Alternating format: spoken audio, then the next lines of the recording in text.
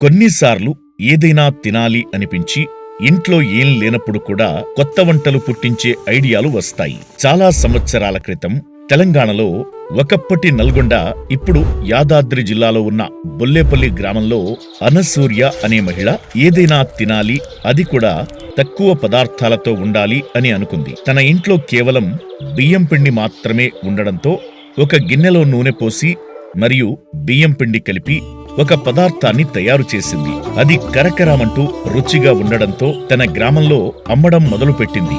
అంతే, తెలంగాణ ప్రత్యేక వంటకాల్లో అది ఒకటైపోయింది. అదే సర్వపిండి.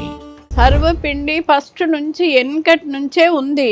నేను చిన్నప్పటి నుంచి కూడా ఉన్నది సర్వపిండి. కానీ అప్పుడేమో ఒక గిన్నెకు చేస్తారు, గిన్నెప్పాన్ని గిన్నె చుట్టూ తింపి ఇట్లా మెల్లమెల్లగా కాల్చి అడుక్కు కాల్చి చుట్టూ దింపి గిన్నెప్పాన్ని సర్వపిండి అట్లా చేస్తారు. మనకు పేర్లనే సర్వపిండి అని అంటే, పిండి అంటే ఫ్లార్ మనకు తెలిసిందే.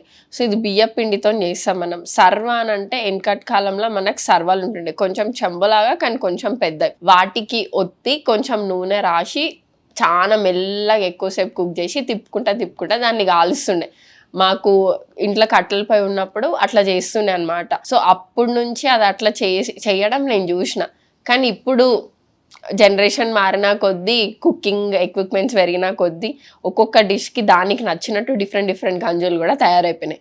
నేను అన్నట్టు ఆ పదంలోనే మనకు అది ఉంది. సర్వపిండి అంటే పిండితో చేసి సర్వకి అంటబెట్టి చేసేది అని అర్థం. కానీ ఇప్పుడు చేసే ఎవాల్యూషన్ మాత్రం చాలా డిఫరెంట్. రెసిపీ చేసే పద్ధతి మారిందేమో కానీ టేస్ట్ మాత్రం మనం ఇంకా అదే మెయింటైన్ చేస్తున్నాం.